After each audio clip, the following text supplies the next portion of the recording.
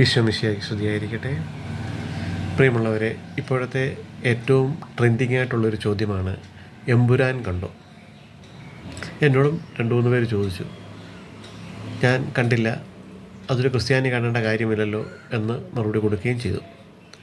ഈ വീഡിയോ ചെയ്യാനുള്ള പ്രധാന കാരണം, കഴിഞ്ഞ ദിവസം എൻ്റെ പരിചയത്തിലുള്ള ഒരു അമ്മയോട് അവളുടെ മകൾ ചോദിച്ചു, അമ്മേ, ഞാൻ എമ്പുരാൻ സിനിമ കണ്ടോട്ടെ? അമ്മ പറഞ്ഞു, നീ പോകണ്ട. ഏതാനും സമയങ്ങൾ കഴിഞ്ഞപ്പോൾ അമ്മയുടെ സഹോദരി, അവരൊരു പ്രേക്ഷിതയാണ്, അമ്മയെ വിളിച്ചിട്ട് പറഞ്ഞു, എൻ്റെ മകൻ ഈ സിനിമ കണ്ടു, വളരെ നല്ല സിനിമയാണെന്നാണ് അവൻ പറഞ്ഞത്, അതുകൊണ്ട് നിൻ്റെ മോള് പോകുന്നതിന് കുഴപ്പമില്ല. എന്നാൽ അമ്മ പറഞ്ഞു, എൻ്റെ മോളത് കാണാൻ പോകുന്നില്ല, അവളെ ഞാനതിന് വിടുന്നില്ല. എന്താണ് എമ്പുരാൻ കണ്ടാലുള്ള കുഴപ്പം? അത് പാപമാണോ? അതിൽ എന്തെങ്കിലും തെറ്റ് ഒളിഞ്ഞിരിപ്പുണ്ടോ? എമ്പുരാൻ്റെ നിർമ്മാതാക്കൾ, സംവിധായകൻ കൃത്യമായി പറഞ്ഞിട്ടുണ്ട്, this is A deal with the devil. നിങ്ങൾ പിശാചിനെ വിളിച്ചു വരുത്തിയാൽ അവൻ പിന്നെ എന്തു ചെയ്യും? ദൈവപുത്രന് തെറ്റുപറ്റിയാൽ ലൂസിഫറിനെ അല്ല നമ്മൾ ആരെ സമീപിക്കും? ഇത് ലൂസിഫറിൻ്റെ 2ാം ഭാഗമാണെന്നും കൃത്യമായിട്ട് അവരറിയിച്ചിട്ടുണ്ട്. ഇത്രമാത്രം മുന്നറിവുകളുണ്ടായിരുന്നിട്ടും നമ്മൾ ഈ സിനിമ കാണാൻ പോയി. ഇത് ദൈവനിഷേധത്തിൻ്റെ ഒരു കലാരൂപമാണെന്നുള്ള വളരെ വ്യക്തമാണ്. ആദ്യത്തെ തെറ്റതാണ്, അറിഞ്ഞുകൊണ്ട് തെറ്റ് ചെയ്തു. 2, നമ്മൾ പിശാചിനെ നമ്മുടെ ജീവിതത്തിലേക്ക് വിളിച്ചു വരുത്തുന്നു. തിന്മയുടെ സ്വാധീനങ്ങൾ പല രീതിയിൽ നമുക്കുണ്ടാകാം.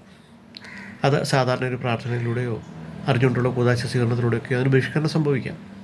എന്നാൽ പിശാചിനെ നമ്മുടെ ജീവിതത്തിലേക്ക് അറിഞ്ഞുകൊണ്ട് വിളിച്ചു വരുത്തിയാൽ അതിനുള്ള പരിഹാരം എന്താണെന്നുള്ളത് ഈ വീഡിയോയിലൂടെ വ്യക്തമാക്കാൻ സമയം തികയത്തില്ല.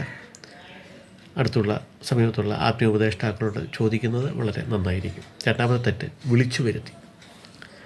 3, ദൈവം നമുക്ക് നൽകിയ പണം, ഇത് ഞാൻ അധ്വാനിച്ചുണ്ടാക്കിയതാണ്, എൻ്റെ സ്വന്തമാണ് എന്നൊക്കെ നമ്മൾ വമ്പ് പറയും. ദൈവം തരാതെ ആർക്കും ഒന്നും ലഭിക്കില്ല എന്നുള്ളതാണ് സത്യം. ആ പണം ഇങ്ങനെയൊരു സംരംഭത്തിന്, ദൈവപുത്രനെ ഇകഴ്ത്തി കാണിക്കുന്ന സംരംഭത്തിന് നമ്മൾ വിനിയോഗിച്ചു. നമ്മുടെ പണം തിന്മയ്ക്ക് വേണ്ടി ദുർവിനിയോഗം ചെയ്തു. 3, 4, നമ്മുടെ സമയം. എത്രയോ നല്ല കാര്യങ്ങൾ ചെയ്യാമായിരുന്നു, ആത്മീയ കാര്യങ്ങൾ ചെയ്യാമായിരുന്നു, വിശ്രമിക്കാമായിരുന്നു. ആ സമയം നമ്മൾ ഇതിനു വേണ്ടി മാറ്റിവെച്ചു. 4, ഞാൻ ഇതിനോട് സഹകരിക്കുകയാണ് പരിപൂർണമായിട്ട്. പോയി ഇരുന്ന് അത് കാണുകയാണ്. ഞാൻ എൻ്റെ ഭാഗഭാക്കായി മാറുന്നു. അടുത്തത്, ഞാൻ ഇതിനെക്കുറിച്ച് മറ്റുള്ളവരോട് നന്മ പറയുന്നു.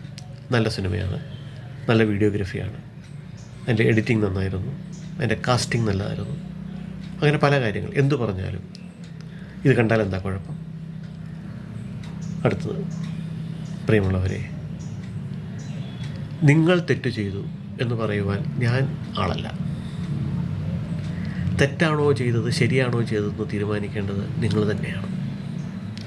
2.5 മണിക്കൂർ സമയം അടച്ചിട്ട മുറിയിൽ ദൈവനിഷേധത്തിൻ്റെ അലയൊലികളും സംഭാഷണ ശകലങ്ങളും നിറഞ്ഞു നിന്നപ്പോൾ ഞാൻ അവിടെ ആയിരുന്നു.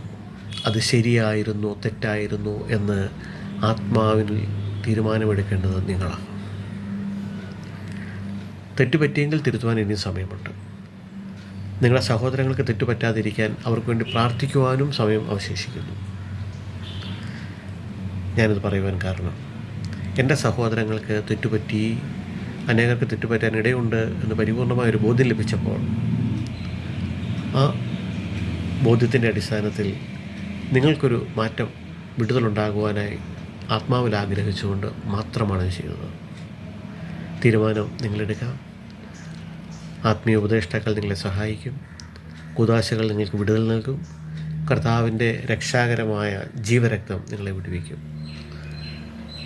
നിങ്ങളുടെ ആത്മാവിൻ്റെ രക്ഷയെ പ്രതി നിങ്ങളുടെ സഹോദരൻ ബിജു ഡാനിയേൽ. ദൈവം നിങ്ങളെ അനുഗ്രഹിക്കട്ടെ.